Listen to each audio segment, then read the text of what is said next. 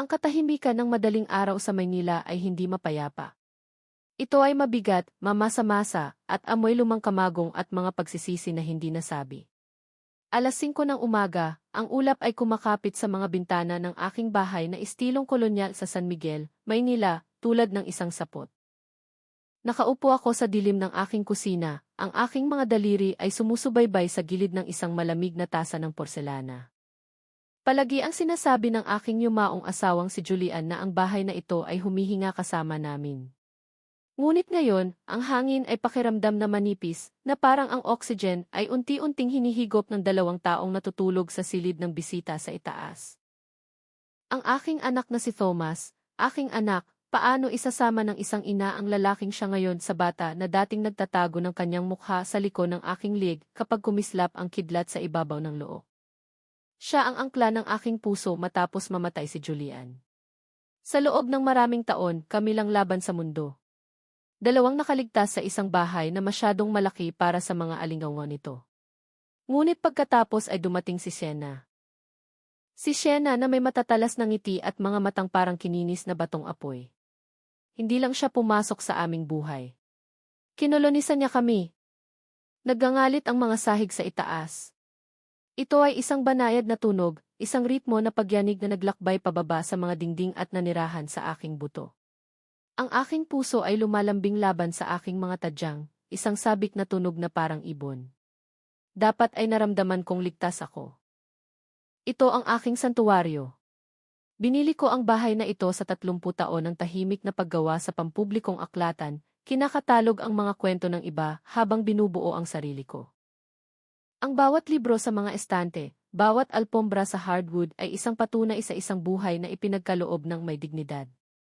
Ngunit ang dignidad ay isang marupok na bagay kapag naharap sa malamig na gutom ng isang mandaragit. Nagitngit ang pintuan ng kusina.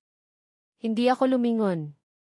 Alam ko ang amoy ng kanyang pabango, isang bagay na mamahalin at metaliko, tulad ng dugo na nakatago sa ilalim ng mga rosas. Gising pa, Martha, o naghihintay lang ng hindi maiiwasan. Boses ni Sienna, isang mahina at matalim na tunog na bumabasag sa hamog ng umaga. Nanatili akong nakatingin sa kulay abong liwanag na dumadaloy sa bintana. Ito ang aking bahay, Sienna. Pinapayagan akong umupo dito. Sa ngayon, sagot niya. Narinig ko ang pag-click ng kanyang takong sa tile. Isang matalas na, tulad ng isang mga ngaso. Tumigil siya sa likuran ko. Naramdaman ko ang kanyang hininga sa aking tainga, malamig at mapanukso. Pagod na si Thomas, Martha. Pagod na siya sa hagdan, pagod na sa pagpapanatili, at sa totoo lang, pagod na siya sa bigat ng pagtingin kung nahulog ka tuwing umaga. Nakahanap kami ng isang kaibig-ibig na lugar sa Tagaytay, isang pasilidad, propesyonal, tahimik, tulad mo.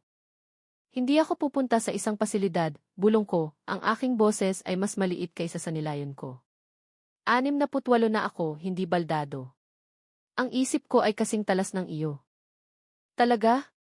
Yumuko siya, inilalagay ang isang makapal na tumpok ng mga papel sa marmo na counter. Nakita ko ang malaking pamagat, irrevocable power of attorney. Kung gayon, dapat ay sapat ka ng matalino para pirmahan ang mga ito. Pinirmahan na ni Thomas. Gusto niyang matapos na ito. Gusto niyang maibalik ang kanyang buhay.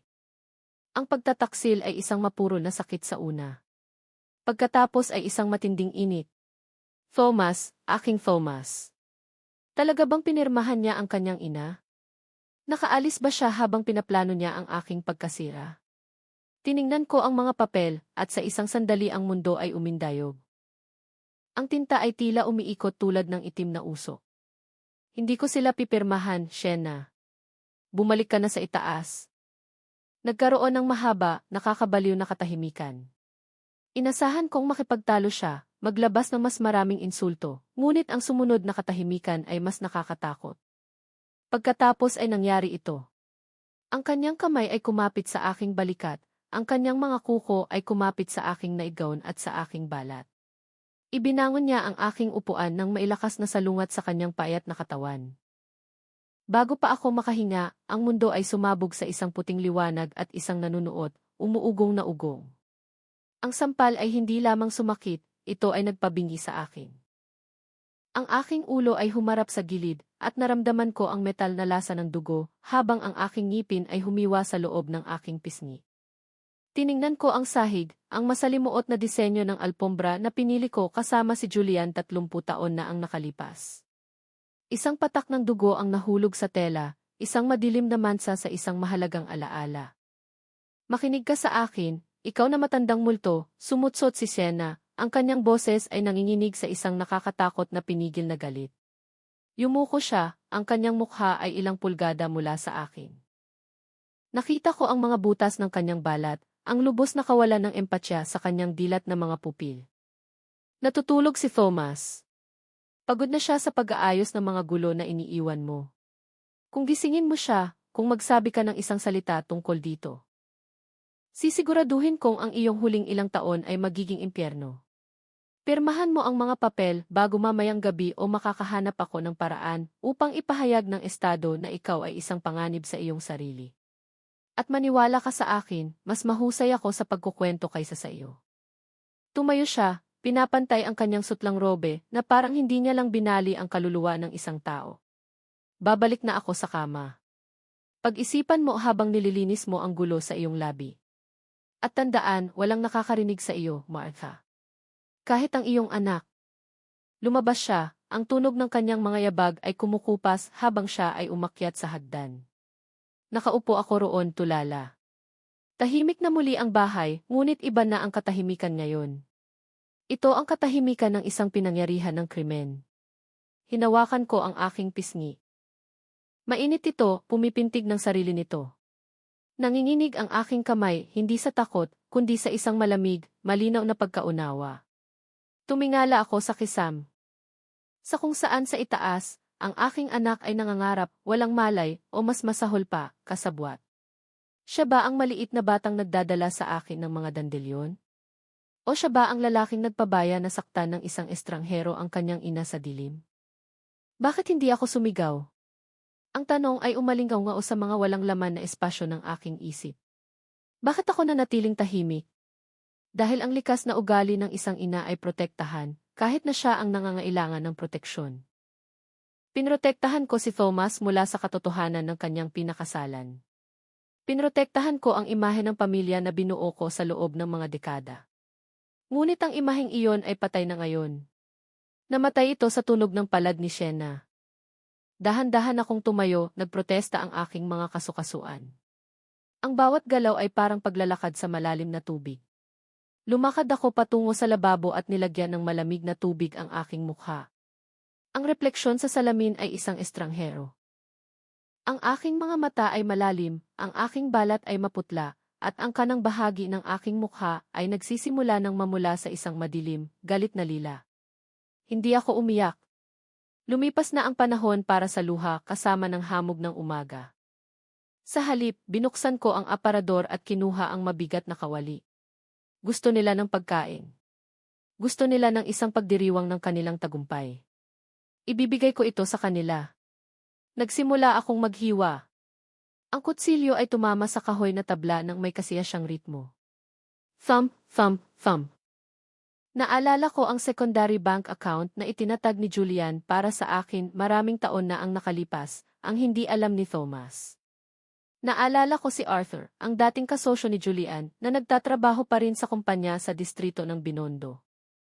Akala nila ay isang matandang babae ako na nawala ang kanyang lugar sa mundo. Akala nila dahil tahimik ako, wala akong laman. Ngunit ang isang aklatan ay tahimik lamang dahil may hawak itong napakaraming kapangyarihan sa loob ng mga takip nito. Ako si Martha Thorne. Nabasa ko ang bawat libro sa kalikasan ng tao, bawat trahedya, bawat tagumpay. Alam ko kung paano nagtatapos ang mga kwento. Gustong-gusto ni Sienna ang bahay na ito. Gusto niya ang aking katahimikan. Tiningnan ko ang namumuong pasa sa salamin at pinahintulutan ang aking sarili ng isang malamig na ngiti. Ngayong gabi, Sienna, bulong ko sa walang laman na kusina. Ngayong gabi, malalaman mo mismo kung ano ang niluluto ko. Nagsimulang sumikat ang araw sa ibabaw ng Sierra Madre, isang manipis na linya ng ginto ang humahati sa kulay abong. Ngunit para sa akin, ang dilim ay nagsisimula palang maging tahanan. Kinuha ko ang aking telepono, matatag na ngayon ang aking mga daliri. Panahon na para tawagan ang isang matandang kaibigan. Panahon na para imbitahan ang mga bisita sa isang hapunan na hindi nila malilimutan. Ang unang hakbang ang pinakamahirap, ang pag-amin na ang anak na minamahal ko ay isang anino, at ang babaeng dinala niya sa bahay ay isang halimaw. Ngunit sa sandaling tanggapin mo na ang halimaw ay nasa bahay, huminto ka sa pagtatago. Nagsisimula kang maglagay ng patibong. Kinuha ko ang harina. Ang puting alikabok ay bumabalot sa aking mga kamay na parang abo. Paggalang. Paghihiganti. Narito ang lahat ng sangkap. Kailangan ko lang hintayin na magising ang pamilya. Kailangan kong gampanan ang papel sa loob ng ilang oras pa. Ang pasa ay kumikirot. Sinalubong ko ito. Ito lang ang bagay na totoo sa bahay ng kasinungalingan na ito. Thomas, bulong ko, nakatingin sa hagdan. Sana'y gutom ka. Ang pasa sa aking pisngi ay parang isang buhay na bagay, isang madilim, pumipintig na nebula na sumakop sa kalahati ng aking mukha bilang teritoryo nito. Sa tuwing humihinga ako, umaunat ang balat, nagpapadala ng matalim na elektrikal na paalala ng palad ni Sienna diretso sa aking utak. Kumilos ako sa kusina tulad ng isang multo na gumagala sa sarili kong buhay. Ginagawa ng aking mga kamay ang mga gawain na nakasanayan na sa loob ng 40 taon, habang ang aking isip ay malayo, nakabaon sa isang panahon kung kailan ang hangin sa bahay na ito ay hindi amoy tanso at pagtataksil. Kinuha ko ang lalagyan ng harina, makinis ang kahoy sa ilalim ng aking mga daliri, kahoy na pinakinis mismo ni Julian, isang tag-init ng si Thomas ay paslit pa lamang. Bawat bagay sa bahay na ito ay may kwento, may tibok ng puso, may alaala na nakakabit dito. At ngayon ang mga alaalang iyon ay ginagamit bilang sandata laban sa akin. Naalala ko si Thomas noong 7 taong gulang pa lamang siya. Nahulog siya sa kanyang bisikleta sa bangketa sa labas, kaya't napakasama ng gasgas sa kanyang tuhod na tila lumabas ang puti ng buto sa dumi at dugo. Dinala ko siya sa loob, ang kanyang maliit na umiiyak na katawan ay nanginginig laban sa akin. Okay lang, Tommy, bulong ko, idiniin ang aking mukha sa kanyang buhok, na amoy sikat ng araw at damo. Nandito si Mommy. Hindi ko hahayaang may mangyaring masama sa iyo. Inubos ko ang buong hapon na nakaupo sa gilid ng kanyang kama, binabasahan siya ng mga kwento tungkol sa matapang na mga kabalyero at malalayong lupain hanggang sa makatulog siya. Ang kanyang kamay ay mahigpit na nakahawak sa aking hinlalaki na parang iyon lamang ang kanyang koneksyon sa isang ligtas na kanlungan. Nasaan na ang batang iyon ngayon? Paano ang bata na minsang natakot sa gasgas sa tuhod ay mananatiling tahimik habang ang kanyang asawa ay inukit ang aking kaluluwa ng may ngiti? Muling umungol ang hagdan. Ngayon ay mas mabigat ang mga yapak, mas nag-aalangan. Thomas! Hindi ako lumingon nang pumasok siya sa kusina. Hindi ko kaya. Natatakot ako na kung titingnan ko siya, makikita niya ang multo ng ina na dating nagluluto ng birthday cake para sa kanya sa mga guho ng babaeng tinutulungan niyang sirain ngayon. Narinig ko ang kaluskos ng upuan. Ang kanyang upuan, ang nasa dulo ng mesa kung saan dating umuupo si Julian. Ang kalapastanganan nito ay parang isa pang sampal. Magandang umaga, inay, sabi niya. Walang emosyon ang kanyang boses, walang init na dating naglalarawan sa aming mga pag-uusap. Ito ang boses ng isang lalaki na umalis na, isang lalaki na ipinagpalit ang kanyang konsensya para sa ginhawa ng isang tahimik na buhay na idinidikta ng isang mandaragit. Magandang umaga, Thomas, sagot ko, matatag ang aking boses, bagaman pakiramdam ko ay pinipiga ang aking puso ng isang malamig na kamay. Nanatili akong nakaharap sa kalan, inaayos ang apoy sa ilalim ng takure. Naglagay ako ng makapal na layer ng concealer sa pasa, isang maskara ng pagpapaganda at pagtatanggol. Nagtaka ako kung mapapansin niya. Nagtaka ako kung nag-abala pa siyang tumingin. Sabi ni Sienna, nag-usap daw kayo kaninang umaga, patuloy niya, ang tunog ng kanyang mga daliri na bumubulong sa mesa, na umalingaw sa matulin na tibok ng aking puso. Tungkol sa lugar sa Tagaytay. Sabi niya, nagsisimula ka nang makita ang lohika nito. Na ang hagdan ay nagiging masyadong mahirap para sa iyo. Ang lohika. Iyon ba ang tawag nila dito? Ang sistematikong pagtanggal ng otonomiya ng isang tao. Sa wakas ay lumingon ako, may hawak na 2 plato ng toast. Siguraduhin kong tumayo sa mga anino, malayo sa direktang liwanag ng bintana. Iyan ba ang sinabi niya sa iyo, Thomas? Na nakikita ko ang lohika. Sa wakas ay tumingin siya sa akin, ngunit agad na lumihis ang kanyang tingin, nakatuon sa isang maluwag na sinulid sa kanyang manggas. Hindi niya kayan harapin ang aking tingin. Nababahala lang siya, inay. Kami pareho. Ikaw ay 68. Ang bahay na ito ay isang labirint. Paano kung mahulog ka at wala kami rito? Paano kung iwanan mo ang kalan? Naninirahan ako sa bahay na ito sa loob ng 42 taon, Thomas. Hindi ko pa ito nasunog, sabi ko, inilalagay ang toast sa harap niya. At tungkol sa pagkahulog, ang tanging nagpapahirap sa akin kamakailan ay ang bigat ng mga kasinungalingan na sinasabi sa kusinang ito. Tumigas siya, nakakuyom ang kanyang panga na nagpapaalala sa akin ng masakit kay Julian, ngunit ang katigasan ng ulo ni Julian ay nagmula sa integridad. Ang kay Thomas ay nagmula sa kaduwagan. Huwag kang ganyan. Tinutulungan ka namin. Ginugo ni Sienna ang buong gabi sa pagsasaliksik ng pinakamahusay na pasilidad. Siya ang gumagawa ng lahat ng mabibigat na trabaho, Martha.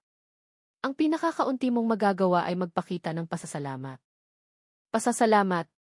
Ang salitang iyon ay parang abo. Tiningnan ko siya. Talaga akong tiningnan siya, naghahanap ng isang bakas ng batang nagdadala sa akin ng mga dandelyon. Nakita ko lamang ang isang estranghero na suot ang mukha ng aking anak.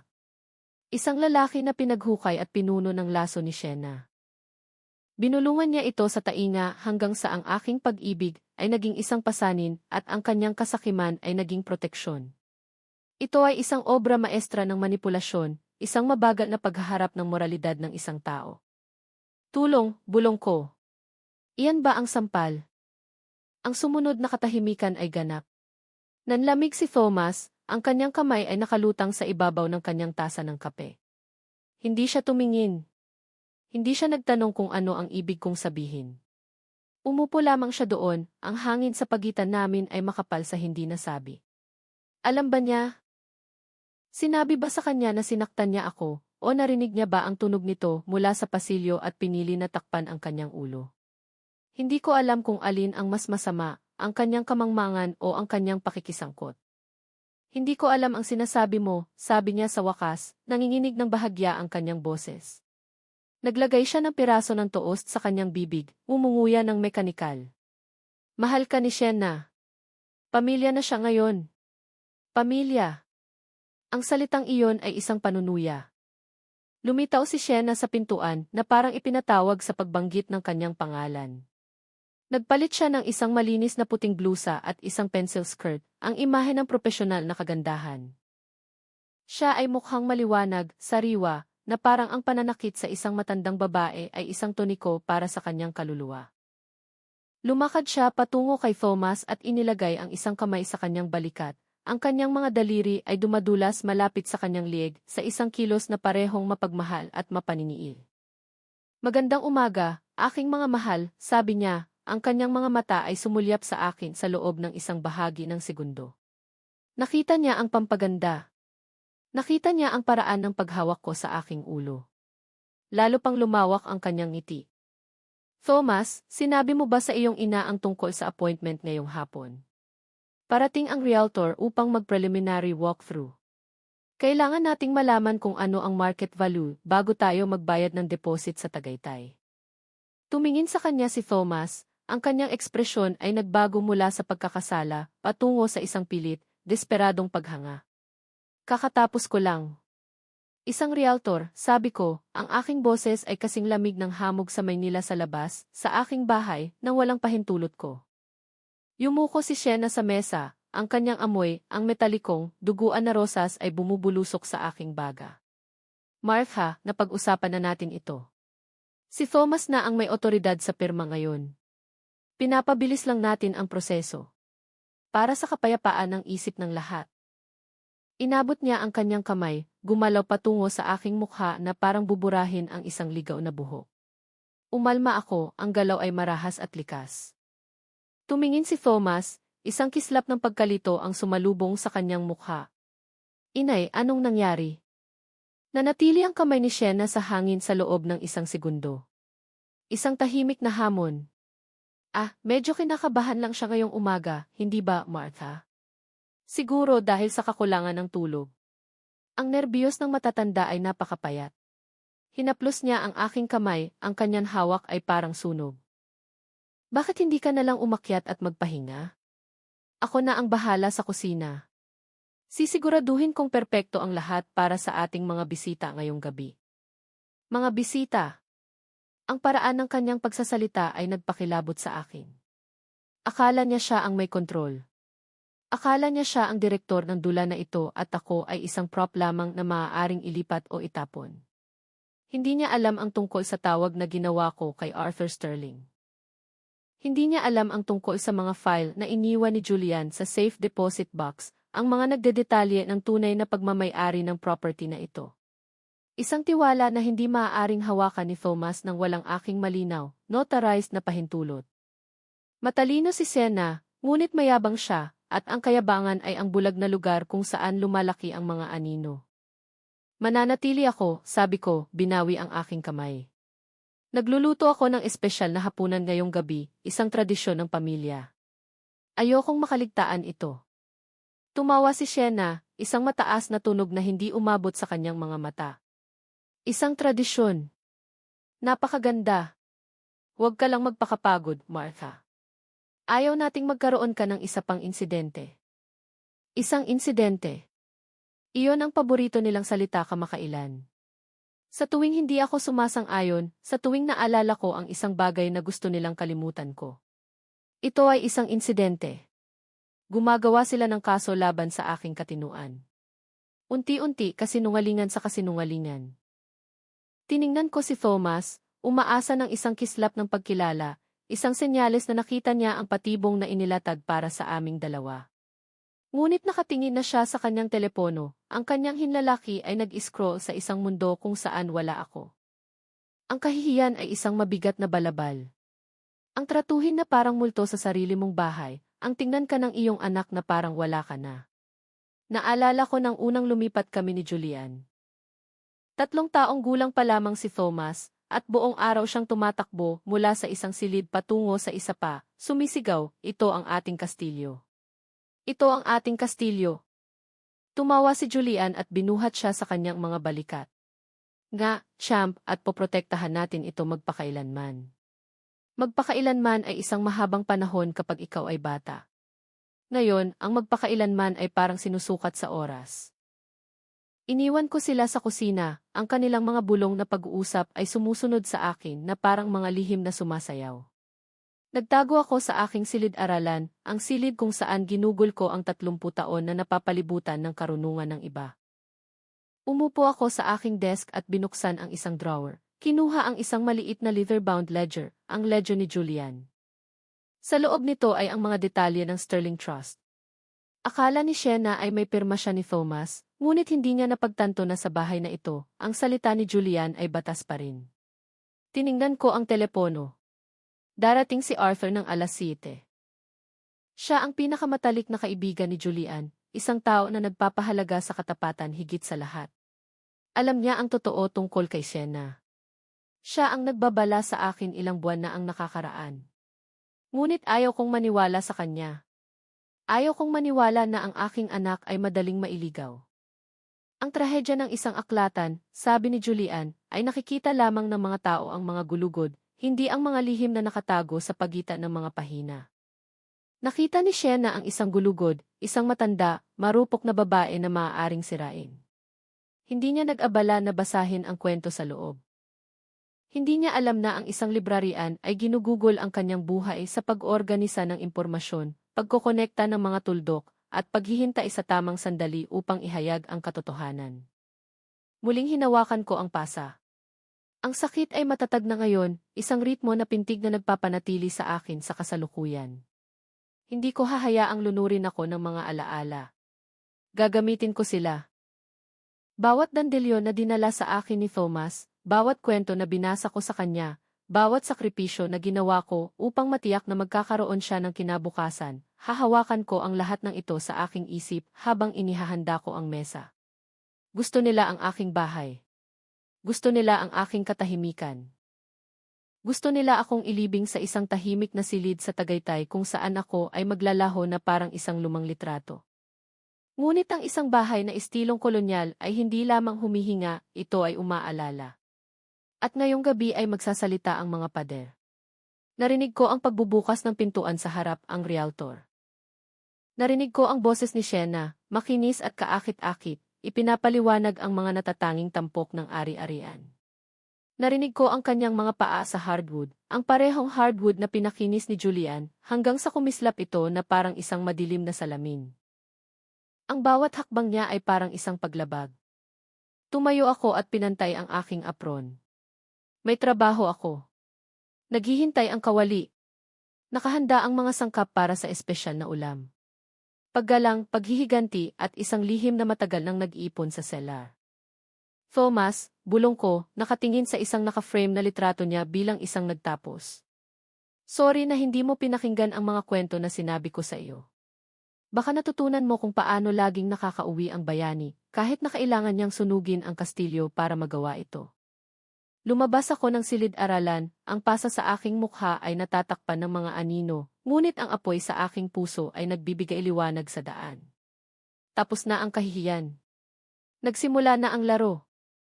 Ang hapon sa Maynila ay nagdala ng walang humpay na tulad karayom na ulan na nagpabago sa tanawin ng look sa isang malabong lawak ng slate at bakal. Mula sa bintana sa itaas, pinanood ko ang realtor, isang lalaking may matalim na suit at mas matalim na ngiti na sumakay sa kanyang silver sedan at umalis. Naglakad siya sa aking bahay na parang isang coroner, sinusuri ang isang katawan, binibigyang pansin ang lumang disenyo ng molding at ang hindi epektibong layout ng kusina kung saan ako nagugol ng kalahating siglo sa paglikha ng buhay. Para sa kanya, hindi ito isang kastilyo. Ito ay isang serye ng mga checkbox sa isang commission sheet, at si Shena ang kanyang tour guide, ang kanyang boses ay pumailan lang sa mga pasilyo, nagbebenta ng aking kaluluwa bawat silid habang ako ay nakatayo sa mga anino ng hagdan. Isang multo na naghihintay na matapos ang libing. Martha, nandoon ka pa ba at nagmumuni-muni o nakatulog ka na sa alikabok?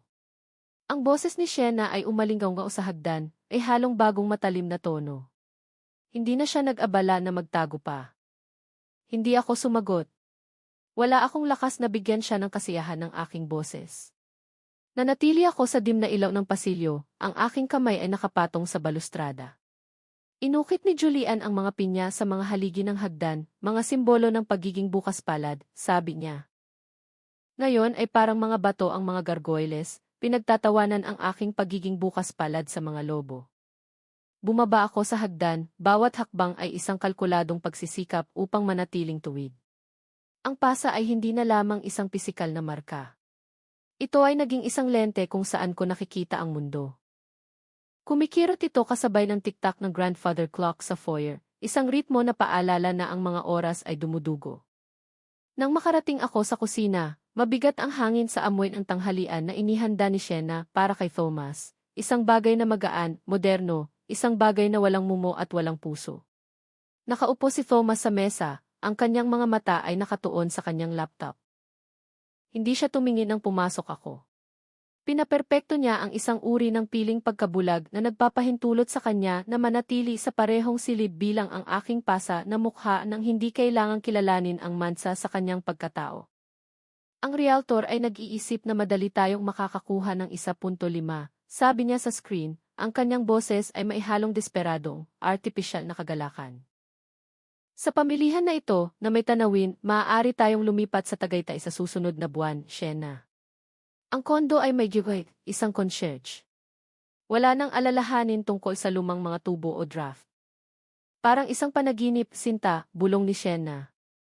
Nakatayo siya sa counter, nagbabalat ng mansanas gamit ang isang kutsilyong panbalat. Manipis, pilak at epektibo ang talim. Hindi rin siya tumingin sa akin. Ngunit gumalaw siya ng may performatibong ganda, na parang siya ang leading lady, at ako ay isang stagehand na aksidenteng napasama sa frame. At tiyak na magugustuhan ni Martha ang Hardin sa courtyard. Mayroon silang mga bangko na partikular na idinisenyo para sa ginhawa ng mga nakatatanda. Hindi ako isang piraso ng webles na ililipat para sa ginhawa, sabi ko, ang mga salita ay tuyo at marupok tulad ng mga dahon ng taglagas. Umalma si Thomas, ang kanyang mga daliri ay huminto sa mga susi sa loob ng isang split second, ngunit hindi siya tumingin sa akin. Inay, pakiusap, wag na nating gawin ito. Ginagawa namin ito para sa iyo. Hindi mo nakikita kung gaano kakahirap. Nakatira ka sa isang museo ng buhay ng isang patay na tao, at hinihila ka nito pababa. Isang buhay ng patay na tao. Julian. Ang katahimikan na sumunod ay napakakapal na parang nararamdaman ko ito na bumabalot sa aking baga na parang uling. Lumakad ako patungo sa counter upang kumuha ng isang basong tubig, nanginginig ang aking kamay ng sapat upang tumunog ang baso laban sa marmol. Hindi gumalaw si Sienna. Pinanood niya ako mula sa gilid ng kanyang mata, ang kutsilyong panbalat ay nanatiling tahimik laban sa puting laman ng mansanas. Iyon ba ang iniisip mo, Thomas? Tanong ko, sa wakas ay natagpuan ang kanyang mga mata. Wala ang mga ito, puno ng mababaw na pagkakasala na walang intensyon na maging aksyon. Na ang buhay ng iyong ama ay isang museo. Ang bahay na ito ang tanging nakakaalala kung sino ka bago ka naging ito, anino. Sapat na, Martha. Sumigaw si Sienna, bumaling sa akin, ang kanyang mga mata ay kumikislap ng isang malamig na parang reptilya na ilaw. Hindi kailangang marinig ni Thomas ang iyong mga nostalgikong guilt trip. Gumagawa siya ng kinabukasan. Ikaw ay kumakapit lamang sa isang nakaraan na nabubulok sa mga pader. Ngayon, maging isang mabuting babae at umupo sa sala. Mayroon pa kaming mga papeles na aayusin. At nakakagambala ang iyong presensya. Nakakagambala. Ang aking pag-iral ay isang abala sa kanilang kaginhawaan. Hindi ako nagtalo. Hindi ako sumigaw. Bumaling lamang ako at pumasok sa sala. Ang dilim ng loob ng bahay na estilong kolonyal ay bumalot sa akin tulad ng isang malamig na kumot. Umupo ako sa aking wingback chair at hinayaan akong lamunin ng katahimikan. Ito ang kailaliman. Ito ang sandali sa bawat trahedya kung saan napagtanto ng bayani na ang mga taong mahal nila ang siyang maihawak ng pala. Tiningnan ko ang mga estante ng libro, libu-libong tomo. Ginugol ko ang aking buhay bilang tagapamahala ng mga kwento, ngunit nabigo akong makita ang balita sa aking sarili. Hindi ko pinansin ang mga babala, ang paraan kung paano dahan-dahang pinaghiwalay ni Sienna si Thomas mula sa kanyang mga dating kaibigan, ang paraan kung paano niya sinakop ang pananalapi. Ang paraan kung paano niya tiningnan ang bahay na ito, hindi bilang isang tahanan, kundi bilang isang ari-arian na ibebenta. Ako ay isang librarian na nakalimutang basahin ang maliliit na letra. Ngunit habang lumalawak ang mga anino ng hapon sa sahig, ang pagkadismaya ay nagsimulang tumigas sa ibang bagay. Ito ay isang malamig, kristal na galit, ang uri na hindi sumusunog, ngunit nagpapalamig. Naalala ko ang Sterling Trust. Itinatag ito ni Julian at Arthur 30 taon na ang nakalipas. Isang legal na kuta na idinisenyo upang protektahan ako kung iwanan ako ni Julian. Ito ay isang komplikadong web ng mga sugnay at kondisyon, isang obra maestra ng legal na arkitektura na hindi pa natutuklasan ni Sienna sa kabila ng kanyang matalas na kasakiman. Akala niya ang pirma ni Thomas sa isang power of attorney ang susi. Hindi niya napagtanto na ang susi ay nakabaon sa isang vault na hindi niya kayang pangalanan. Inabot ko ang aking kardigan at naramdaman ang maliit na susi ng tanso sa desk ni Julian. Ito ay mabigat, isang piraso ng solidong katotohanan sa isang bahay na binuo sa hangin. Ang mga oras ay gumapang sa isang blur ng kulay abong ulan at mahihinang bulungan mula sa kusina. Si Thomas at Sienna ay nagpaplano ng kanilang bagong buhay, kung saan pupunta ang mga muebles, kung aling country club ang sasamahan nila, kung paano nila gagastusin ang equity ng aking dugo at luha. Pinag-uusapan nila ako sa ikatlong persona, na parang isa na akong alaala, isang maliit na abala na dapat pamahalaan. 5:00, huminto ang ulan, naiwan ang burol na nababalot ng makapal at nakakabaliw na hamog. Tumayo ako. Nasa likuran ko ang kailaliman. Ang katahimikan ay hindi na isang hawla. Ito ay isang balabal. Naglakad ako sa kusina. Naglilinis si Sienna, ang kanyang mga galaw ay matalim at epektibo. Wala na si Thomas, malamang ay umatras na sa guest room upang maiwasan ang aking paningin. Magsisimula na akong maghapunan, sabi ko. Iba ang aking boses, mas mababa, mas matatag. Hindi tumingin si Sienna mula sa lababo. Huwag kang mag-abala, Martha. Mag-order na lang kami. Mukhang babagsak ka na rin. Hindi, git ko. At sa pagkakataong ito, ang bakal sa aking boses ang nagpalingon sa kanya. Ito ay isang espesyal na ulam para kay Thomas, isang resipe ng pamilya na palagi niyang mahal. Matagal itong gawin at gusto kong maging perpekto ang lahat. Pinagmasdan niya ako ng matagal, ang kutsilyong panbalat ay muling nasa kanyang kamay. Nakita niya ang pasa, na ngayon ay isang malalim, pangit na kulay lila. Nakita niya ang concealer na sinubukan kong gamitin, at nakita niya ang pagsuway sa ilalim nito. Ngumiti siya, ang manipis, malupit na linya na nagpapahiwatig ng emosyon. Fine, ilabas mo ang iyong maliit na puso, Martha. Kung pinapanatili ka nitong abala at malayo sa aming buhok, wala akong pakialam. Subukan mo lang na huwag mong sunugin ang lugar. Hindi ako sumagot. Kinuha ko ang mabigat na kawali. Ang paghahanda ay isang ritual. Hindi lamang ako naghihiwa ng gulay. Dinidiskrapo ko ang mga kasinungalingan na sinabi nila sa akin. Hindi lamang ako nagpiprito ng karne. Sinusunog ko ang mga labi ng aking sariling pag-aalangan. Kinuha ko ang lumang bote ng alak na itinago ni Julian sa cellar. Isang 1,985 Bordeaux na iniligtas niya para sa isang tunay na mahalagang okasyon. Habang lumulubog ang araw sa abot tanaw, nagsimulang mapuno ang bahay ng bango ng mabagal na nilutong baka, red wine at rosemary. Ito ang amoy ng alaala ng isang panahon kung kailan ang bahay na ito ay puno ng tawanan at liwanag. Ngunit sa ilalim ng ibabaw ay may iba pa, isang kapaitan, isang lihim. Inihanda ko ang mesa. 3 upuan, ang pinong porselana, ang pilak na pinakinis ni Julian hanggang sa umitim ang kanyang mga kamay sa uling, ang mga kristal na baso na sumasalo sa mahinang ilaw ng chandelier. Gumalaw ako ng may katumpakan na ikagugulat ni Sienna. Hindi ako isang matandang babae na nawawala sa isang museo. Ako ay isang librarian na nag-organisa ng huling kabanata. -6:30, tumunog ang doorbell. Narinig ko ang mga yabag ni Sienna sa pasilyo. Sino kaya yan? Thomas, may inaasahan ka bang bisita?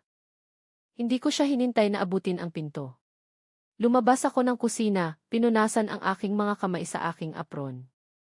Ang apoy sa fireplace ay umuungol na ngayon, nagtatapo ng mahaba, kumikislap na mga anino laban sa mga pader. Nag-imbita ako ng bisita, sabi ko, ang aking boses ay pumutol sa pagkalito ni Sienna. Tumigil siya, ang kanyang kamay sa doorknob. Ano, Martha? Sabi namin sa iyo walang bisita ngayon. Marami kaming gagawin. Matandang kaibigan ni Julian, sabi ko, at ang pangalan ay nakabitin sa hangin na parang isang banta. Arthur Sterling. Bumukas ang pinto. Nakatayo si Arthur doon, matangkad at kahanga-hanga sa isang charcoal wool coat. Ang kanyang buhok ay isang puting shock, laban sa gabing Maynila. Hindi siya mukhang isang taong papunta sa hapunan. Mukha siyang isang taong papunta sa paghatol. Agad niyang nakita ang aking mga mata, at pagkatapos ay lumipad ang mga ito sa pasa sa aking pisngi. Nakita kong humigpit ang kanyang panga, isang kislap ng puting mainit na galit ang dumaan sa kanyang mukha. Arthur, sabi niya, ang kanyang boses ay isang malalim na ugong na tila nanginginig sa mismong pundasyon ng bahay. Hello, Arthur. Salamat sa pagpunta. Malapit nang matapos ang hapunan. Lumitaw si Thomas sa tuktok ng hagdan, nakatingin ng maihalong pagkalito at lumalaking takot. Arthur, anong ginagawa mo rito? Nandito ako para talakayin ang Sterling Trust, Thomas, sabi ni Arthur, pumasok sa foyer at isinara ang pinto sa likod niya. Ang tunog ng trangka na nagkiklik ay pangwakas. Ito ang tunog ng pagsara ng kailaliman. Tiningnan ni Sienna si Arthur at ako, ang kanyang matalim na mga mata ay kumikislap sa pagtatangka niyang kalkulahin ang pagbabago sa silid. Naramdaman niya ito, ang biglaang pagbaba ng temperatura, ang paraan kung paano tila lumiit ang focus ng bahay. Hindi na siya ang leading lady. Siya ay isang trespasser sa isang kwento na mas matanda at mas makapangyarihan kaysa sa kanyang kasakiman. Ang Sterling Trust, ulit niya, ang kanyang boses ay nawala ng dating talas. Thomas, hindi mo man lang binanggit ang isang trust. Dahil hindi alam ni Thomas ang buong detalye, sabi ko, humakbang sa gitna ng foyer. Hindi na ako multo. Ako ang curator ng Thorn Legacy. Hindi inisip ni Julian na kinakailangan na sabihin sa kanya hanggang ngayon. Tiningnan ko ang aking anak na nakatayo sa hagdan na gusto niyang ibenta at pagkatapos ay ang babaeng sumampal sa akin sa dilim. Wala na ang katahimikan ng hapon, pinalitan ng mabigat na elektrikal na tensyon ng isang bagyo na malapit ng sumiklab. Tapos na ang kailaliman. Kumpleto na ang paghahanda. Pumasok ka, Arthur, sabi ko, isang malamig, kalmadong ngiti ang humipo sa aking labi. Thomas, Sienna, umupo kayo. Gumawa ako ng isang napaka-espesyal na ulam, at gusto kong tiyakin na malalasahan ninyo ang bawat sangkap. Ang hamog sa labas ay pumipilit laban sa mga bintana, sinasarahan kami. Ang bahay ay huminga, ngunit sa pagkakataong ito ay isang mahaba, magaspang na paghinga ng isang lihim na sa wakas ay pinawalan. Madilim ang kailaliman, ngunit sa dilim na iyon ay natagpuan ko ang aking paningin. Inihain ang hapunan at ang paghihiganti ang pangunahing putahe. Ang silid kainan ay isang teatro ng mga anino at pilak. Ang chandelier sa itaas ay nagbigay ng mahinang ambar na kislap na tila lumalabas sa ibabaw ng mahogany na mesa, na nagre-reflect sa aming mga mukha tulad ng mga distorted na portrait sa isang madilim na lawa. Umupo si Arthur sa dulo ng mesa, ang kanyang presensya ay kasing tibay ng isang bundok. Hindi siya nagsalita kaagad. Umupo lamang siya doon, ang kanyang malaki, makapal na mga kamay ay nakapatong sa magkabilang gilid ng kanyang plato. Pinapanood sina Sienna at Thomas ng may kalmadong intensidad na nagpabigat sa hangin sa silid. Umupo si Thomas sa tapat ko, nakayuko ang kanyang ulo, ang kanyang mga daliri ay naglalaro sa gilid ng kanyang napkin. Si Sienna ay nasa tabi niya, tuwid ang likod na parang sibat, ang kanyang mukha ay isang maskara ng kinakalkulang kagandahang loob na nagsisimulang magkaroon ng mga bitak sa gilid. Inilabas ko ang unang kurso, isang simpleng inihaw na buto sa sordo, ang uri na gusto ni Julian. Ang amoy ng masaganang, masarap na taba at nasunog na kahoy ay pumuno sa silid. Dahan-dahan akong gumalaw, ang aking balakang ay sumasakit sa bawat hakbang, ngunit pinanatili kong mataas ang aking ulo. Ibinabalik ko ang concealer, ngunit alam kong nakita ni Arthur ang katotohanan sa foyer. Siya ay isang lalaki na nabubuhay sa mga detalye, isang lalaki na ginugol ang 40 taon sa pagbabasa ng mga kasinungalingan na nakasulat sa mga mata ng iba. Ang Sterling Trust, sabi ni Sienna, ang kanyang boses ay sa wakas ay bumabasag sa katahimikan. Sinubukan niya ang isang magaan, mausisa na tono, ngunit ito ay lumabas na matigas at depensibo. Napakatulad nito, Arthur. Sina Thomas at ako ay napakamasipag sa pag-organisa ng ari-arian. Gayunpaman, hindi ito lumitaw sa anumang pangunahing filings. Dapat ay itinago mo ito sa isang napaka-espesyal na ledger. Hindi siya tiningnan ni Arthur. Tiningnan niya si Thomas. Ang iyong ama ay isang lalaki na naunawaan ang kalikasan ng mga bagyo. Thomas. Alam niya na ang mga bahay ay hindi lamang bumabagsak mula sa labas. Minsan ang bulok ay nagsisimula sa pundasyon. Ang Sterling Trust ay hindi inilaan upang maging bahagi ng pangunahing filings. Ito ay inilaan upang maging isang life raft. Ilalabas lamang kapag ang barko ay sadyang idinidirekta sa mga bato. Sa wakas ay tumingin si Thomas, ang kanyang mga mata ay naging malabo at nalilito. Idinirekta sa mga bato. Arthur, anong sinasabi mo? Sinusubukan lang namin ilipat si Ina sa isang mas ligtas na lugar. Ang Tagaytay ay top tier. Nagkakahalaga ito ng A120,000 kada buwan. Hindi namin sinusubukang lumubog. Sinusubukan namin siyang iligtas mula sa kanyang sarili. Ang kapalaluan ng kanyang mga salita ay parang isang malamig na simoy ng hangin sa silid. Naramdaman ko ang pagkirot ng pasa sa aking pisngi, isang matalas na paalala ng kaligtasan na ibinibigay nila. Kinuha ko ang aking baso ng alak, ang kristal ay sumasalamin sa ilaw. Ay 120,000 kada buwan, sabi ko ng mahina. Iba ang tunog ng aking boses sa aking sariling tenga, mas malinaw, mas resonan. At paano mo planong bayaran iyon, Thomas? Gamit ang equity mula sa bahay na ito, ang bahay na ipinangako ng iyong ama na laging akin. Yumuko si Sienna, humihilig ang kanyang mga mata. Ito ay isang lohikal na transisyon, Martha. Ang mga ari-arian ay dapat nalikido kapag hindi na sila naglilingkod sa kanilang layunin. Ang bahay na ito ay isang pasanin na hindi mo na kayang dalhin.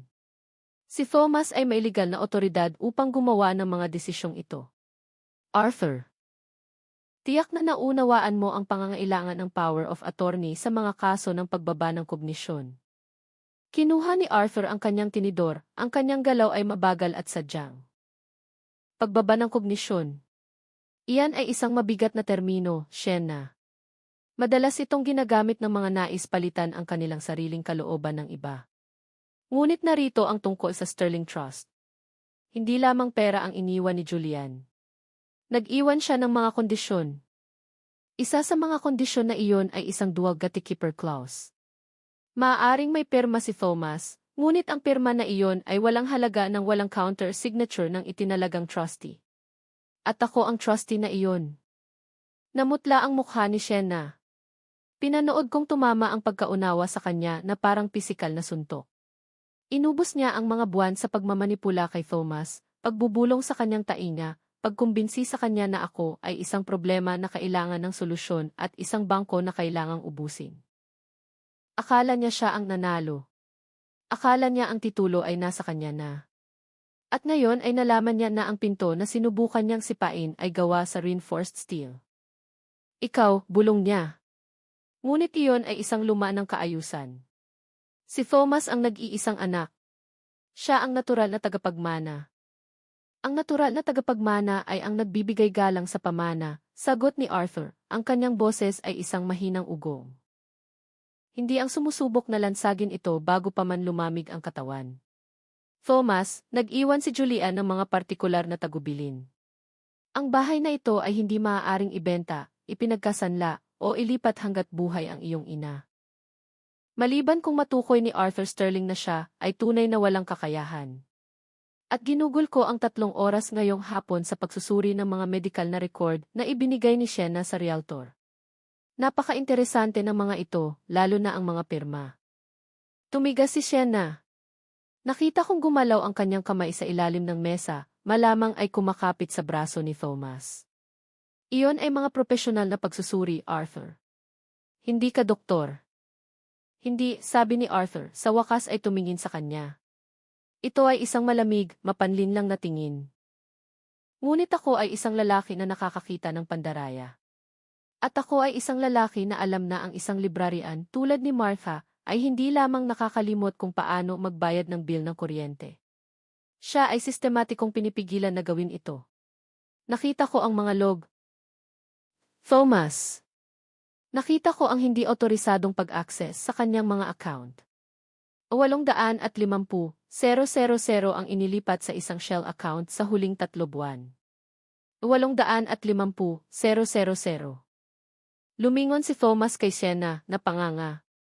850,000. Sienna, sabi mo ay 50,000 lang para sa deposito. Sabi mo inilipat lang natin ang mga bagay para sa layunin ng buwis. Hindi kumurap si Sienna. Isa na siyang hayop na na-corner, at ang mga hayop na na-corner ay nasa kanilang pinakamapanganib na kalagayan. Pinapamahalaan ko ang kinabukasan, Thomas. Sisiguraduhin kong sapat ang pera natin para sa pangmatagalang pangangalaga. May ideya ka ba kung gaano kamahal ang mga lugar na iyon? Pinoprotektahan ko tayo. Pinoprotektahan mo kami o ang iyong sarili, tanong ko. Naramdaman ko ang isang pagsabog ng enerhiya, isang marupok ngunit lumalagong lakas. Hindi mo lang gusto ang aking bahay, Sienna. Gusto mo ang aking kasaysayan. Gusto mo akong burahin upang mapuno mo ang espasyong ito ng iyong sariling walang laman na ambisyon. Tumayo ako at lumakad patungo sa sideboard, inilabas ang pangunahing kurso. Ang baka ay malambot, nahuhulog sa ilalim ng bigat ng kutsilyo. Pinagsilbihan ko muna si Arthur, pagkatapos ay si Thomas, at sa wakas si Sienna. Sinigurado kong tumayo ng malapit sa kanya, upang maramdaman niya ang init ng plato. Ang Sterling Trust ay hindi lamang tungkol sa pera, sabi ko, bumalik sa aking upuan. Ito ay tungkol sa tahanan. Alam ni Julian na ang isang bahay na tulad nito ay isang santuwaryo. Dito nagkakaroon ng kahulugan ang pangalang Thorn. At ngayong gabi magkakaroon muli ito ng kahulugan. Kumagat si Arthur sa baka, dahan-dahang tumango. Napakasarap, Martha. Tulad ng gusto ni Julian. Tumingin siya kay Thomas. Thomas, mayroon kang pagpipilian. Maaari kang magpatuloy sa landas na ito kasama ang iyong asawa at mapipilitan akong maglabas ng forensic audit na malamang ay magdulot ng mga kasong kriminal para sa pandaraya at pagnanakaw. O maaari kang makinig sa sasabihin ng iyong ina. Maaari mong simulan na alalahanin kung sino ka bago mo pinahintulutan ang iyong paninindigan na palitan ng kasakiman ng ibang babae. Nanginginig na si Thomas ngayon. Tiningnan niya ang karne sa kanyang plato na parang lason ito. Mga kasong kriminal. Arthur, asawa ko siya. Mahal ko siya. Ang pag-ibig ay hindi nangangailangan ng pagwasak sa iyong ina, Thomas, sabi ko. Ang aking boses ay malumanay na ngayon, ngunit mayroon itong bigat ng isang buhay na aral. Ang pag-ibig ang ginawa ko para sa iyo sa loob ng 35 taon. Ito ang pag-ibig sa mga dandelyon at sa mga kwento at sa mga gabing na natili akong gising para matiyak na ligtas ka. Ang mayroon ka ngayon, iyon ay hindi pag-ibig. Iyon ay isang sitwasyon ng pagkidnap. Hinampas ni Sienna ang kanyang kamay sa mesa. Tumalon ang mga kristal na baso, umalingaw-ngaw sa katahimikan. Sapat na. Ito ay isang setup. Akala mo kaya mo akong takutin sa iyong mga lumang batas at iyong mga peking trust. Thomas, aalis na tayo. Pupunta tayo sa isang hotel at tatawag tayo ng tunay na abogado sa umaga, isang abogado na hindi fossil. Tumayo siya, inaabot ang braso ni Thomas, ngunit sa unang pagkakataon sa loob ng 3 taon, hindi gumalaw si Thomas. Nanatili siya sa kanyang upuan, ang kanyang mga mata ay nakatuon kay Arthur. Ang pirma, bulong ni Thomas. Sa insurance policy. Sienna, sabi mo ipinapunta mo ang notaryo habang ako ay nasa trabaho. Sabi mo legal ang lahat. Legal, sigaw niya, sa wakas ay nawawala ang kanyang pagiging mahinahon sa isang matinis, magaspang na panik. Ginagawa ko iyon para sa atin. Sumandal si Arthur, ang kanyang mga mata ay malamig at madilim. Isang notaryo na nagkataong pinakamatalik na kaibigan ng iyong pinsan, Sienna. Isang notaryo na ang lisensya ay sinuspinde 2 taon na ang nakalipas. Busy kami, Martha at ako. Kinakatalogo namin ang mga kasinungalingan. Tiningnan ko ang aking anak at sa unang pagkakataon ay nakita ko ang isang kislap ng batang kilala ko. Ang batang pinahahalagahan ang katotohanan. Ang batang dating nagtatago sa likod ng aking mga binti kapag gumawa siya ng mali. Nagsisimula siyang magising at ang paggising ay isang masakit at pangit na proseso. Nakita kitang sinampal, sabi ni Thomas, ang mga salita ay halos hindi isang hininga. Tiningnan niya ako noon, ang kanyang mga mata ay napuno ng isang biglaang marahas na kalinawan. Kaninang umaga, nasa pasilyo ako. Narinig ko ang sampal. Nakita kitang natumba. At ako, nanatili ako sa aking silid. Sobrang takot ako sa kanya. Sobrang takot ako sa gulo. Ang pag-amin ay isang matalim na salamin sa aking puso. Nakita niya ito. Alam niya. At pinili niya ang kailaliman. Ngunit ang katotohanan na sinasabi niya ito ngayon, iyon ang marupok na angkla na kailangan ko. Alam ko, Thomas, sabi ko, ang aking kamay ay gumagalaw sa pasa sa aking pisngi. Alam kong nandoon ka. Naramdaman ko ang iyong katahimikan, ngunit nagsasalita ka na ngayon. At iyan ang unang hakbang. Tiningnan siya ni Sienna nang may lubos na paghamak. Duwag ka. Ikaw na kawawang, mahinang lalaki. Ginawa ko ang lahat para sa iyo. Ginawa kitang isang tao. Kung wala ako, isa ka lang na naiinip na inhinyero sa isang nabubulok na bahay. At kasama ka, sabi ni Thomas, ang kanyang boses ay nagkaroon ng biglaang, nakakagulat na lakas. Ako ay isang kriminal. Ako ay isang lalaki na nagpabaya na saktan ng kanyang asawa ang kanyang ina. Tumayo si Arthur noon, ang kanyang charcoal coat ay nagpapamukha sa kanya na parang isang anino na sa wakas ay nagkaroon ng anyo. Sienna. Sa tingin ko panahon na para umalis ka. May isang bag na nakaimpake para sa iyo sa pasilyo. Sumang-ayon si Thomas sa isang pansamantalang paghihiwalay habang isinasagawa ang audit. Kung susubukan mong makipag-ugnayan kay Martha o kung tatapak ka sa ari-arian na ito muli bago matapos ang mga legal na proseso. Ipapaaresto kita para sa pananakit na kasalukuyan kong idinokumento gamit ang sarili kong mga mata. Wala kang karapatan, sigaw ni Sienna. Ako ang kanyang asawa, at ako ang trustee ng Thorn Legacy, sagot ni Arthur. Ang kanyang boses ay isang mahina at mapanganib na ungol. At marami akong kaibigan sa Philippine National Police, kaysa sa mga kasinungalingan sa iyong ulo. Umalis ka. Pinanood kong bumagsak ang mundo ni Sienna. Tiningnan niya si Thomas, hinahanap ang kahinaan na pinagsamantalahan niya sa loob ng maraming taon, ngunit nakakita lamang siya ng isang malamig, matigas na pader ng kahihiyan. Tiningnan niya ako at hindi ako kumura. Nanindigan ako, ang aking mga daliri ay sumusubaybay sa gilid ng baso na ibinigay sa akin ni Julian. Kinuha niya ang kanyang pitaka at umalis ng silid kainan, ang kanyang takong ay umugong ng isang nagmamadaling, desperadong ritmo sa hardwood. Narinig ko ang pagsara ng pintuan sa harap, isang marahas, pangwakas na tunog na tila nagpabuntong hininga sa buong bahay. Nagbalik ang katahimikan sa silid kainan, ngunit ito ay isang malinis na katahimikan. Ang metalikong amoy ng kanyang pabango ay sa wakas ay nagsimulang kumupas, napalitan ng mainit, tapat na amoy ng hapunan na inihanda ko. Nanatili si Thomas sa kanyang upuan, ang kanyang ulo ay nakayuko sa kanyang mga kamay, ang kanyang mga balikat ay nanginginig sa tahimik na pag-iyak. Lumakad si Arthur at inilagay ang isang kamay sa kanyang balikat, isang matatag at nakakapagpakalma na hawak. Mahaba ang daan pabalik, Thomas, sabi ni Arthur ng mahina. Ngunit nasa bahay ka, at nandito pa rin ang iyong ina. Lumakad ako sa dulo ng mesa patungo sa upuan na walang laman sa loob ng 5 taon. Umupo ako, ang kahoy ay matatag at pamilyar sa ilalim ko.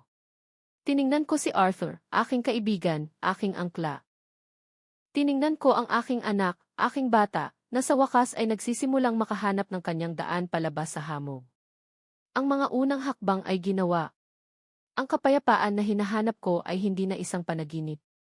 Ito ay isang proseso. Ito ay marupok. Ito ay binuo sa mga guho ng isang kasal at ang sakit ng isang pagtataksil, ngunit ito ay totoo. Kumain ka, Thomas, sabi ko, ang aking boses ay matatag at puno ng isang tahimik, hindi matitinag na kapangyarihan. Marami tayong dapat gawin at darating ang umaga bago mo pa malaman. Nagsimulang umulan muli sa Maynila, isang mahina at ritmo na patak. Ngunit sa unang pagkakataon sa loob ng maraming taon, hindi ako natatakot sa dilim. Ang bahay ay humihinga muli at sa pagkakataong ito ang tunog ng buhay na bumabalik sa Thorn Legacy. Paparating ang paghihiganti. Ngunit ngayong gabi, mayroon lamang ang katotohanan at isang ina na sa wakas ay natutunan kung paano ipaglaban ang kanyang sarili. Ang umaga pagkatapos umalis ni Sienna ay parang unang hininga ng hangin matapos na mailibing sa nakatayo na tubig sa loob ng maraming taon. Ang ulan sa Maynila ay naging isang pinong pilak na hamog na nakabitin sa hardin, kumakapit sa mga rhododendron na itinanim ni Julian noong kami ay bata pa at puno ng walang kabuluhang pag-asa. Nakatayo ako sa kusina, ang parehong kusina kung saan ako nasampal 24 oras pa lamang ang nakakaraan, at pinanood ko ang singaw na bumangon mula sa aking kape. Ang pasa ay hindi na isang lihim, nakatago sa ilalim ng concealer. Ito ay isang tanda ng karangalan ngayon, isang lila at dilaw na mapa ng teritoryo na muling inaangkin ko. Nasa pag-aaral si Arthur kasama si Thomas, ang mahinang tunog ng kanilang mga boses ay dumadaloy sa bahay na parang mahinang ugong ng isang malalayong bagyo. Mahaba ang trail ng mga papel, isang magaspang na linya ng kasakiman na umabot sa 3 taon, at ngayon ay sa wakas ay naabot na namin ang dulo ng linya. Naglakad ako sa pasilyo at nakita ang mga kahon, ang mga gamit ni Sienna. Ginugol ko ang mga unang oras ng umaga sa sistematikong pagtanggal ng kanyang mga regalo mula sa aking bahay, ang kanyang mga sutlang panyo na amoy metalikong rosas, ang kanyang mamahaling sapatos na kumalabog na parang mga mapanlinlang na kuko sa aking hardwood floors. Ang kanyang vanity mirrors na nagre-reflect lamang ng isang walang laman na ambisyon. Inimpak ko sila ng may malamig, ritmo na kahusayan. Bawat item na inilagay ko sa isang karton ay parang isang splinter na inaalis sa aking balat. Naalala ko ang araw na lumipat siya, kung paano niya tiningnan ang aking mga antik na muebles ng may ngisi, tinawag itong kalat. Sinubukan niyang burahin ang aking kasaysayan gamit ang kanyang moderno, walang kaluluwang aesthetics. Ngunit nakalimutan niya na ang isang bahay na tulad nito ay may malalim na ugat. Hindi mo maaaring patayin ang isang puno sa pamamagitan lamang ng pagputol ng mga sanga na hindi mo gusto. Lumabas si Thomas sa silid-aralan, maputla ang kanyang mukha, ang kanyang mga mata ay napula. Mukha siyang isang tao na nilamon ng katotohanan. Sinundan siya ni Arthur, may dalang laptop at isang makapal na folder na nakatali sa isang mabigat na goma. Napakalawak ng ebidensya. Hindi lang 850,000. Habang mas malalim na hinuhukay ni Arthur ang mga inilipat na pondo sa pagreretiro at ang mga huwad na pirma sa mga secondary mortgage application, umakyat ang bilang sa ₱1,200,000. ₱1,200,000 ng aking dugo at pawis ni Julian ang ibinuho sa mga offshore account at designer handbags habang sinabihan akong hindi namin kayang ayusin ang taga sa bubong. Inay, bulong ni Thomas, ang kanyang boses ay pumutok na parang tuyong kahoy. Huminto siya ng ilang metro mula sa akin, nanginginig ang kanyang mga kamay sa kanyang mga tagiliran. Ipinakita sa akin ni Arthur ang mga email, ang mga mula sa abogado sa Tagaytay. Nakikipag-ugnayan na siya sa petsa ng paglipat sa susunod na linggo. Pinirmahan pa niya ang waiver para sa restricted ward.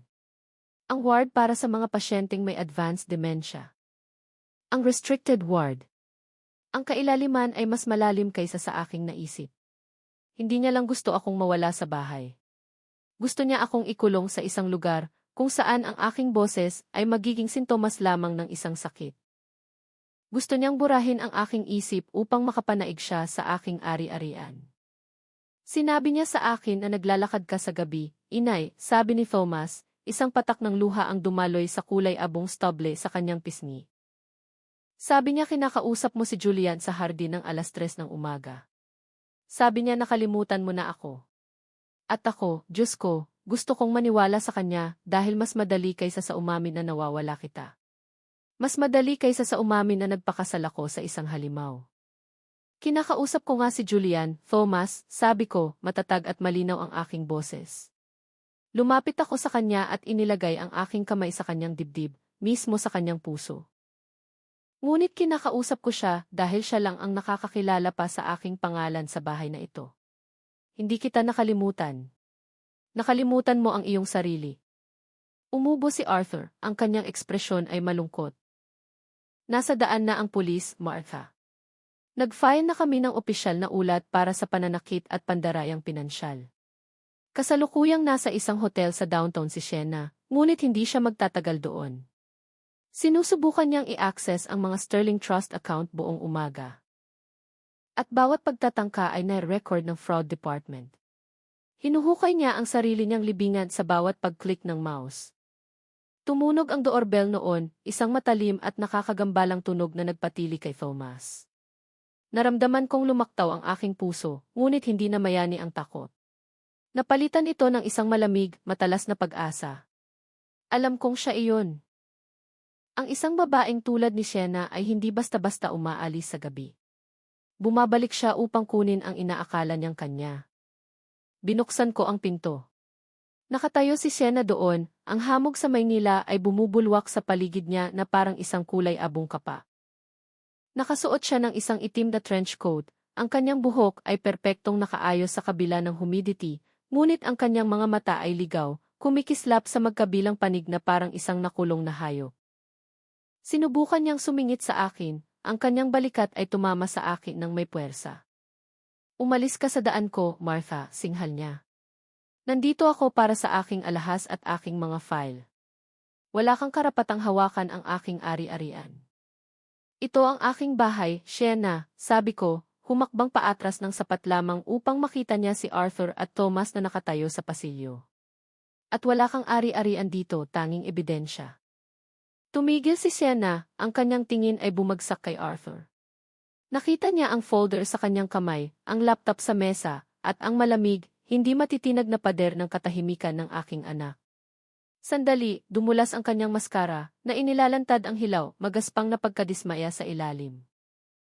Tiningnan niya si Thomas, nanginginig ang kanyang mga labi sa isang sanay na ngiti. Thomas, Sinta, sabihin mo sa matandang ito na umalis. Ginugulo ka niya. Nilalason niya ang iyong isip laban sa akin. Team tayo, di ba? Magkakaroon tayo ng buhay na iyon sa Tagaytay. Wala nang mga draft. Wala nang hagdan. Tayo lang. Hindi gumalaw si Thomas. Hindi man lang siya kumurap. Nakita ko ang pirma, Sienna. Nakita ko ang A1,200,000. At nakita ko ang video mula sa kamera sa kusina. Ang nakalimutan mong in-install ni Julian 0 taon na ang nakalipas para sa seguridad. Ang katahimikan na sumunod ay isang pisikal na bigat. Nagbago ang mukha ni Sienna. Ang ganda ay nawala dito na nag-iwan ng isang matalim, pangit na maskara ng galit. Napagtanto niya na tapos na ang laro. Madilim ang teatro at nakita ng madla ang mga string. Akala mo nanalo ka, sigaw niya, ang kanyang boses ay umalinggaw sa matataas na kisam ng foyer. Humarap siya sa akin, ang kanyang daliri ay nakaturo sa pasa sa aking pisngi. Isa kang nabubulok na relik sa isang museo ng alikabok. Akala mo may pakialam ang sinuman sa iyong maliit na tiwala? Sasampahan kita ng kaso para sa lahat. Sasabihin ko sa mundo na ikaw ay isang ulyani na matandang babae na nagpipilit sa kanyang anak. Nakikinig na ang mundo, Sienna, sabi ni Arthur, humakbang pasulong. Itinaas niya ang kanyang telepono. Nasa labas ang pulis, at na-trace na ng forensic accountant ang mga transfer sa iyong personal na account. Ay 1,200,000 ay isang felony sa estado na ito, isang napakalubhang krimen. 2 opisyal ang lumitaw sa pintuan, ang kanilang mga asul na uniforme ay isang matalim na kaibahan sa mainit na kahoy ng aking tahanan. Gumalaw sila ng may tahimik at propesyonal na grabidad. Pinanood ko silang lumapit kay Sienna. Pinanood ko habang ang kanyang mga kamay, ang parehong mga kamay na sumampal sa akin, ay hinila sa likod ng kanyang likod. Ang tunog ng pag-click ng posas ay ang pinakamagandang musika na narinig ko. Ito ang tunog ng isang tuldok na inilagay sa dulo ng isang mahaba at masakit na pangungusap. Thomas, sabihin mo sa kanila. Sabihin mo sa kanila na nagkamali. Sigaw ni Sienna habang dinadala siya palabas. Tinalikuran siya ni Thomas. Pumasok siya sa kusina at umupo sa mesa, ang kanyang ulo ay nakayuko sa kanyang mga kamay. Sinundan ko siya sa porch, nakatayo sa hamog habang ang asul na ilaw ng patrol car ay nagsimulang kumislap laban sa kulay abong kalangitan sa Maynila.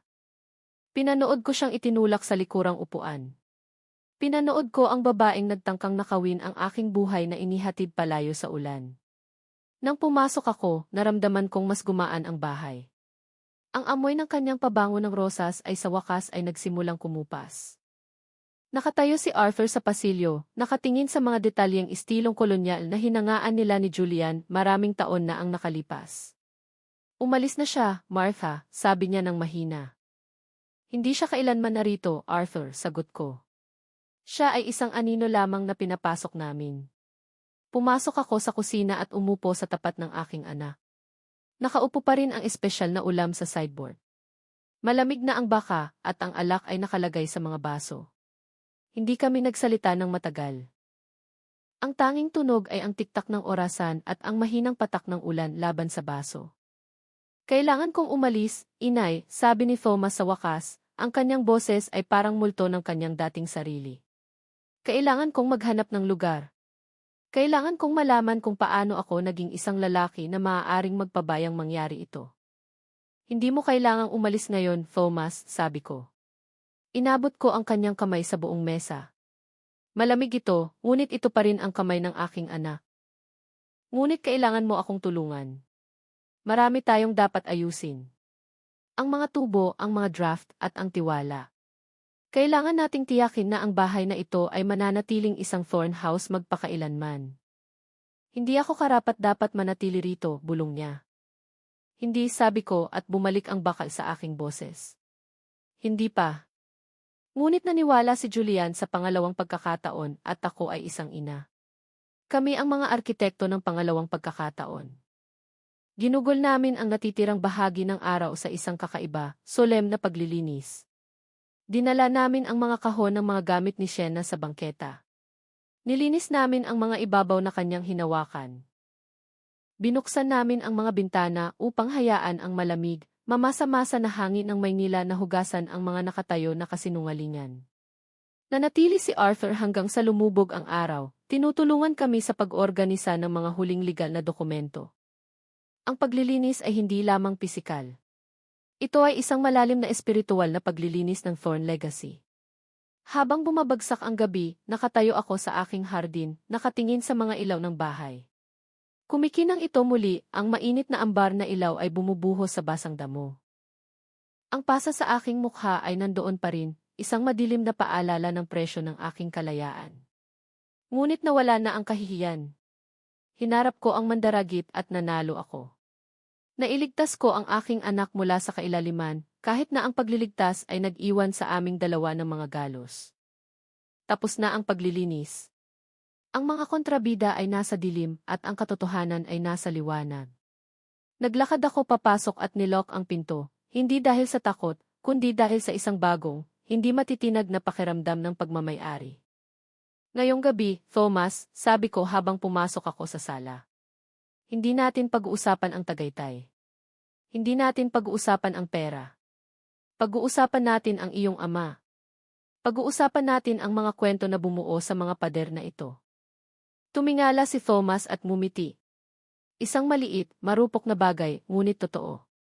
Sa unang pagkakataon sa loob ng 3 taon, nawala ang anino. Tapos na ang paglilinis. Napanalunan ang paghaharap. Ngunit ang paggaling, ang tunay na paggaling, ay nagsisimula pa lamang.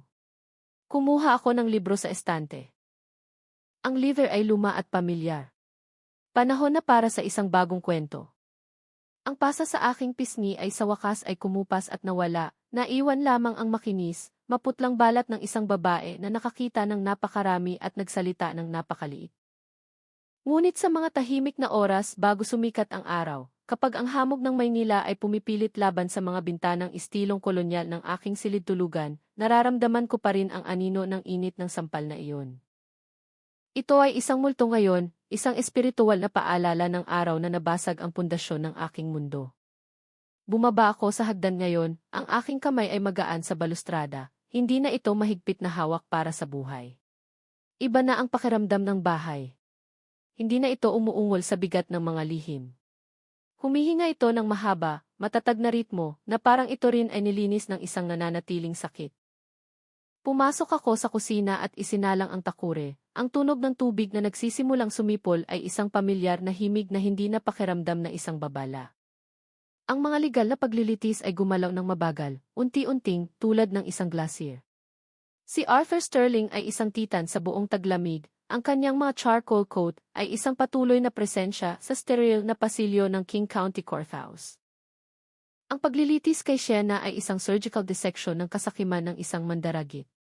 Umupo ako sa harap na hilera, tuwid ang aking likod, ang aking mga kamay ay nakatiklop sa aking kandungan, at pinanood ko habang ang ebidensya na maingat kong kinatalog ay inilabas para makita ng mundo.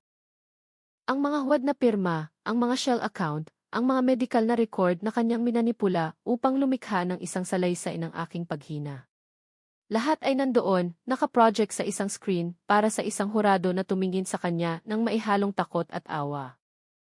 Hindi na mukhang leading lady si Sienna. Mukha siyang maliit, ang kanyang matatalas na gilid ay natatakpan ng katotohanan ng 4 na pader na nakapalibot sa kanya. Nang basahin ng hukom ang hatol, 6 na taon sa isang federal facility para sa pandaraya, pagnanakaw, at pag-abuso sa matatanda, ang katahimikan na sumunod ay ang pinakamalalim na naranasan ko. Ito ang katahimikan ng isang kwento na umaabot sa natural at makatarungang pagtatapos nito. Nandoon din si Thomas, nakaupo 3 hilera sa likod ko. Hindi siya nagpatotoo, ngunit ang kanyang presensya ay isang patunay sa kanyang sariling mabagal, masakit na paggising. Lumipat siya ng 1 buwan pagkatapos ng pag-aresto, kumuha ng isang maliit na apartment malapit sa waterfront, kung saan maririnig niya ang mga tunog ng barko sa gabi. Sabi niya kailangan niya ang sariwang hangin upang malinis ang amoy ng mga rosas mula sa kanyang baga. Nag-uusap kami minsan sa 1 linggo ngayon. Ito ay isang marupok na tulay na aming itinatayo, brick sa pamamagitan ng masakit na brick. Pumupunta siya tuwing Sabado upang tumulong sa hardin o ayusin ang mga bagay na dating pinapanatili ni Julian. Hindi na namin pinag-uusapan ang tagaytay. Pinag-uusapan namin ang panahon, ang mga librong binabasa ko, at minsan, nang tahimik, pinag-uusapan namin ang ama na sa wakas ay nagsisimula niyang alalahanin ng walang pagbaluktot ng mali siya ng ibang tao. Siya ay isang lalaki na natututong tumayo muli sa sarili niyang mga paa, kahit na nanginginig pa rin ang kanyang mga tuhod sa bigat ng kanyang sariling pagsisisi. Ginugol ko ang tagsibol sa muling pag-angkin sa mga silid na sinakop ni Shena. Pininturahan ko muli ang silid ng bisita ng isang malambot, kulay dilaw na mantikilya, ang kulay ng mga dandelyon na dating dinala sa akin ni Thomas. Tinanggal ko ang moderno, walang kaluluwang wallpaper na ipinilit niya, at natagpuan ang orihinal na kahoy na kamagong sa ilalim, mainit pa rin at mabango pagkatapos ng lahat ng mga taon. Ipinamigay ko ang kanyang mamahaling damit sa isang shelter para sa mga kababaihan na tunay na nangangailangan ng bagong simula, nakaramdam ng kakaibang irony habang inilalagay ko ang seda at cashmere. Wala akong itinago na anumang pag-aari niya, dahil ang pagpapanatili ng kahit isang scarf ay magiging pagpapanatili ng isang piraso ng anino. Gusto kong maging sisidlan ng liwanag muli ang aking bahay. Gusto kong ang Thorn Legacy ay tukuyin ng kung ano ang aming nailigtas, hindi ng kung ano ang aming nawala. Dumating si Arthur kahapon na may huling tumpok ng mga papeles para sa Sterling Trust. Umupo kami sa balkonahe, pinapanood ang paglubog ng araw sa likod ng Cordillera Mountains, na ginagawang sheet ng likidong ginto ang dagat. Tiningnan niya ako, ang kanyang mga mata ay kumunot sa isang init na nakalimutan kong kayang taglayin ng mga tao. Nagawa mo, Martha, sabi niya, ang kanyang boses ay isang mahina, nagpapahalagang ungol. Ipinagmamalaki ka sana ni Julian. Palagi niyang sinasabi na ikaw ang pinakamalakas na tao na kilala niya, at siya ay isang lalaki na mas nakakakilala sa lakas kaysa sa karamihan. Hindi ako nakaramdam ng lakas, Arthur, sagot ko, ang singaw mula sa aking tsaa ay nagpapainit sa aking mukha. Pakiramdam ko ay nababasag ako. Pakiramdam ko ay isang libro na pinupunit pahina sa pahina. Ngunit inayos mo ang mga piraso, sabi niya, at sumulat ka ng mas magandang pagtatapos. Mas magandang pagtatapos. Pinag-isipan ko ang mga salitang iyon habang ang mga bituin ay nagsimulang sumulpot sa twilit ng Maynila. Ako ay 68 taong gulang at sa unang pagkakataon sa aking buhay, ako ay tunay na malaya. Hindi na ako isang asawa na naghihintay sa isang asawa o isang ina na naghihintay sa isang anak upang makita siya. Ako si Martha Thorne, isang librarian ng aking sariling kaluluwa. Naligtas ako sa kailaliman at natuklasan ko na ang katahimikan ng isang mahabang buhay ay hindi isang walang laman kundi isang santuwaryo. Tiningnan ko ang bahay, ang aking kastilyong istilong kolonyal sa burol, at nakita ko ito kung ano talaga ito, isang saksi. Ito ang sumaksi sa pag-ibig na ibinahagi ko kay Julian, sa paglaki ng aking anak, sa pagtataksil ng isang mandaragit, at sa tahimik, matigas na muling pagkabuhay ng isang matandang babae na tumangging burahin. Namumukadkad na ngayon ang hardin. Ang mga rhododendron ay isang riyot ng kulay rosas at lila, at ang rosemary na itinanim ko malapit sa gate ay makapal at mabango. Nandoon si Thomas kaninang umaga naglilinis ng mga halaman. Hindi siya nagsalita ng marami, ngunit nag-iwan siya ng isang dandelyon sa mesa ng kusina bago siya bumalik sa kanyang apartment. Kinuha ko ito at hinawakan ng matagal, ang dilaw na alikabok ay bumabalot sa aking mga daliri na parang ginto. Ito ay isang maliit na bagay, isang damo lamang. Ngunit sa bahay na ito ay isang simbolo ng pangalawang pagkakataon. Alam kong ang daan sa hinaharap ay hindi walang anino. Ang alaala ng karahasan at pagtataksil ay laging magiging bahagi ng aking kwento, isang kabanata na hindi ko mababago. Ngunit ako ang curator ngayon. Ako ang magdedesisyon kung aling mga kwento ang naglalarawan sa akin. Ako ang magdedesisyon kung sino ang upo sa aking mesa at kung sino ang boses na umalingaw sa aking mga pasilyo. Ang katahimikan ng aking tahanan ay hindi na isang haula. Ito ay isang canvas.